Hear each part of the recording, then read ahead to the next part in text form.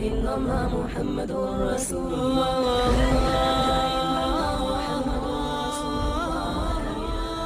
تو قرآن کریم سب سے پہلا حق یہ مانگتا ہے کہ میرے اوپر ایمان لایا جائے۔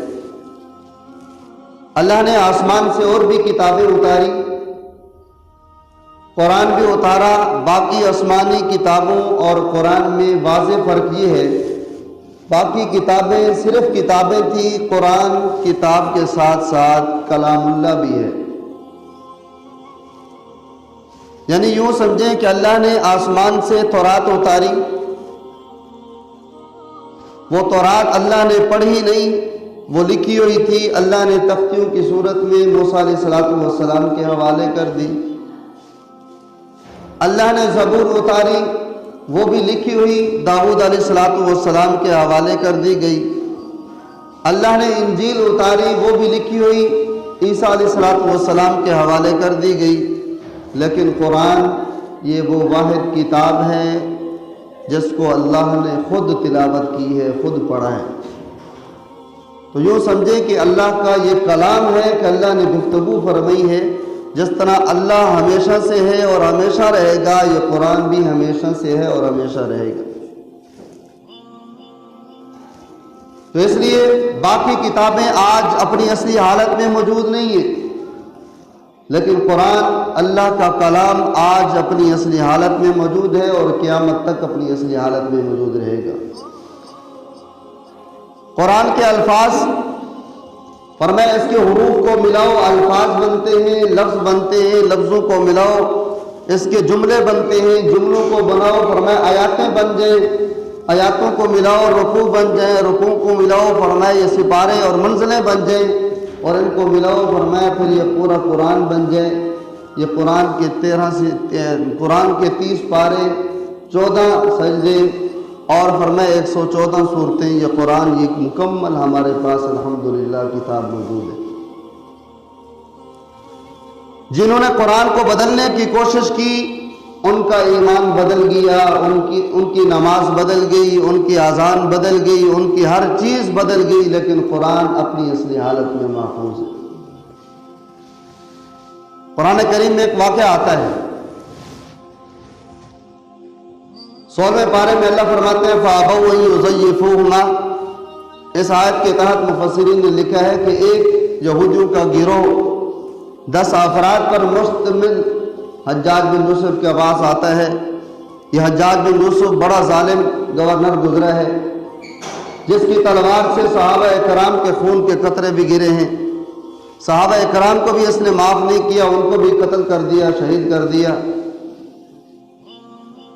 تو یہ قرآن کریم پہ آج ہمیں زبر زیر جو نقطے نظر آتے ہیں یہ حجاج بن یوسف نے لگوائے۔ تو حجاج بن یوسف وہ نقطے زبر زیر لگوا رہا تھا، یہ کام کروا رہا تھا۔ یہودیوں کا ایک وقت 10 افراد پر مشتمل اس کے پاس آتا ہے اور آ کے کہتے ہیں حجاج تم اپنی کتاب پہ کام کر رہے ہو، ہمارا بھی ایک کام کر دو۔ کہا بتاؤ کیا کام ہے تمہارا؟ اس نے کہا، ان لوگوں نے کہا ہمارا کام یہ ہے کہ آپ کے قرآن کے اندر ایک آیت موجود ہے فَأَبَوْا أَن يُزَيِّفُوهُمَا۔ فرمایا 2 نبی تھے، ایک موسیٰ علیہ السلام تھے اور ایک خضر علیہ السلام تھے۔ یہ دونوں نبی ایک بستی میں جاتے ہیں اور وہاں بستی کے اندر اپنا کام جو تھا وہ کرتے رہے، اور پھر شام کو جب ان بستی والوں سے کھانا مانگا تو قرآن کہتے ہیں فَأَبَوْا أَن يُزَيِّفُوهُمَا، انہوں نے کھانا کھلانے سے انکار کر دیا، مہمان نوازی سے انکار کر دیا۔ قرآن نے وہ جملہ وہ لفظ یہاں ذکر کر دیا۔ اب یہودیوں کا گروہ کہتا ہے کہ آپ ایسا کریں، یہ با کا نقطہ ہٹا دیں، اس کو اوپر لے جائیں اور ایک ایک نقطہ بڑھا دیں، اور میں یہ بن جائے گا فَآتَوْا، جس کا مطلب بنے گا کہ انہوں نے مہمان نوازی کی تھی، انہوں نے کھانا کھلایا تھا۔ حجاج بن یوسف نے کہا اچھا، ان کو بٹھایا مہمان خانے میں اور گھر گیا اور تلوار لے کر آیا۔ 10 افراد کو لائن کے اندر کھڑا کر کے سب کے سر قلم کر دیے۔ فرمایا اللہ تو جانتے ہے، تو خالق اور تو مالک ہے، میں جناب ظالم ضرور ہوں، لیکن جس کتاب کی حفاظت کی ذمہ داری تو نے اٹھائی ہے، میں کون ہوتا ہوں اس میں تبدیلی کرنے والا؟ ان یہودیوں کی سب کی گردنیں اڑا دی۔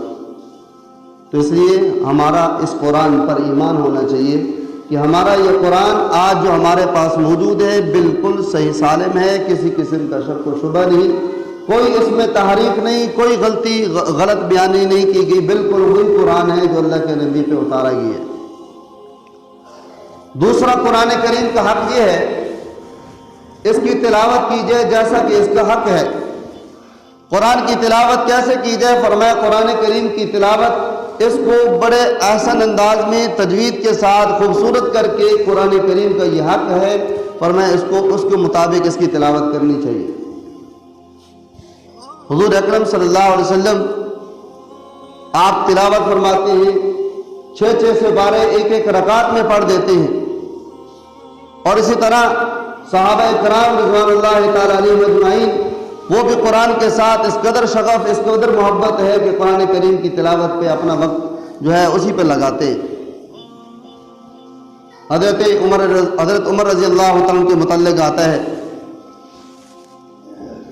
اسلام نہیں لائے تھے، بہن کے دروازے پہ دستک دی، اندر سے قرآن کریم کی آواز آئی تو دروازہ کھلا، اندر گئے اور بہن کو مارنا شروع کر دیا کہ یہ کیسی آواز آ رہی تھی۔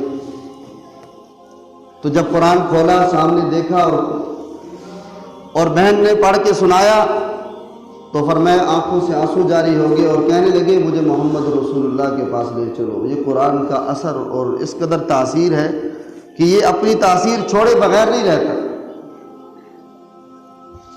حضرت ابو بکر صدیق رضی اللہ تعالیٰ حضور کے پاس آئے اور کہنے لگے یا رسول اللہ میرا کیا کام ہے؟ اب میں ابو بکر جو میرا کام ہے وہی تمہارا کام ہے، فرمایا قرآن کریم کی تلاوت کرو اور اس کی دعوت دوسروں کو بھی دو۔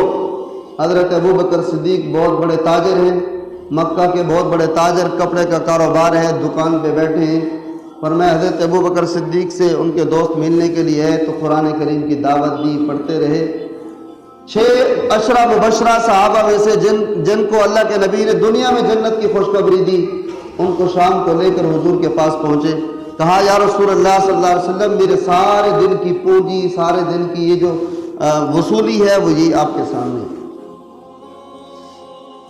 حضرت عثمان غنی رضی اللہ عنہ ان کو قرآن کریم کی خدمت پر جامع قرآن کہا جاتا ہے۔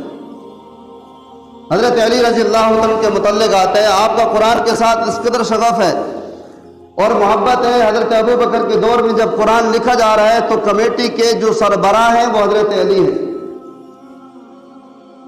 اسی طرح حضرت عمر کے دور میں بھی یہی۔ اور قرآن کریم کے متعلق حضرت علی رضی اللہ عنہ فرماتے ہیں جو بندہ نماز کے اندر قرآن کریم کی تلاوت کرتا ہے ایک حرف پہ اللہ اسے 100 نیکیاں عطا فرماتے ہیں،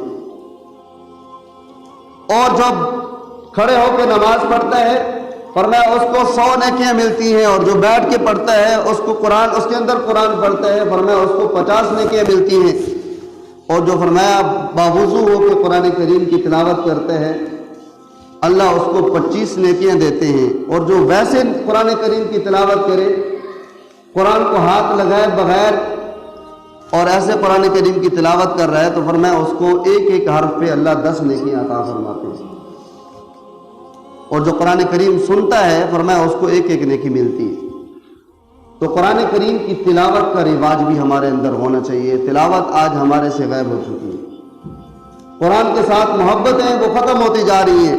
ایک وہ دور تھا کہ صبح کی اذان کے بعد نماز پڑھنے کے بعد لوگ گھروں میں قرآن اٹھا کے پڑھنا شروع کر دیتے تھے، ہر گھر سے قرآن کریم کی آواز آتی تھی، بچے بوڑھے جوان وہ عورتیں ساری کی ساری فرمایا سارے کے سارے قرآن مجید کھول کے ان کی تلاوت شروع ہوئی۔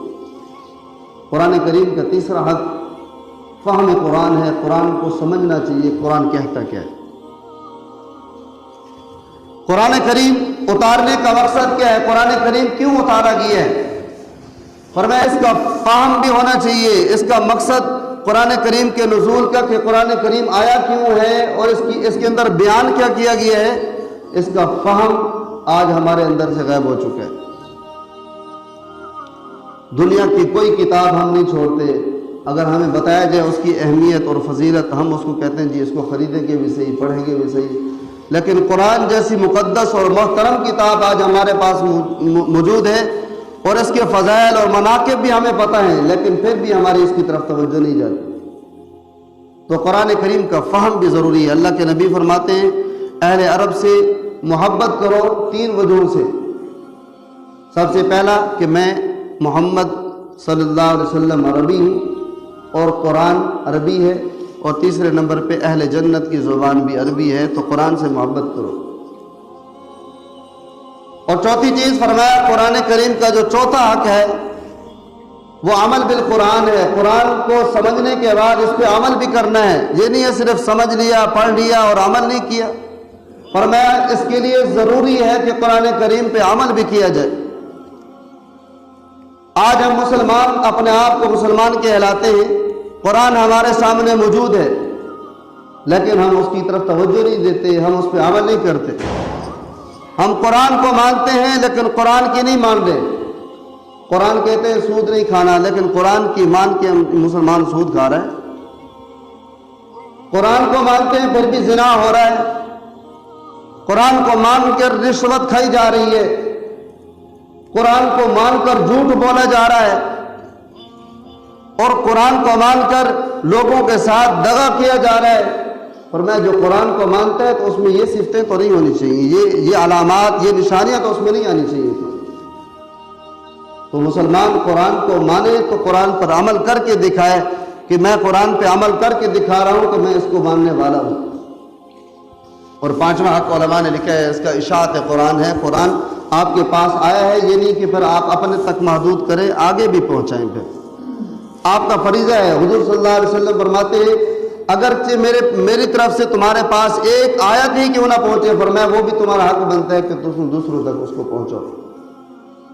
تو قرآن کریم ہم سے ان حقوق کا مطالبہ کرتا ہے، ہمارا بھی حق بنتا ہے ہم قرآن کے ساتھ اپنا لگاؤ جوڑیں۔ اگر قرآن کے ساتھ ہم نے دوستی نہ لگائی، دنیا سے تو ہم چلے جائیں گے، لیکن قیامت والے دن ہمیں حساب دینا پڑے گا۔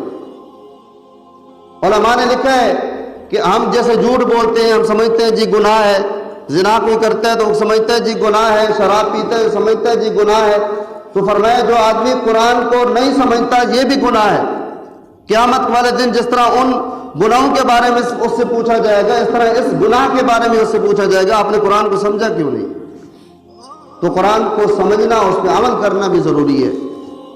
یہ رمضان مبارک کا عظمت والا مہینہ جو ہے یہ آج ہمارے پاس موجود ہے، اس کی برکات اور اس کی رحمتیں ہمارے پاس، یہ رحمت والا عشرہ جو ہے یہ دیکھیں ختم ہونے کو ہے۔ ہم کوشش کریں قرآن کے ساتھ اپنا لگاؤ، اپنی محبت اس کے ساتھ رکھیں۔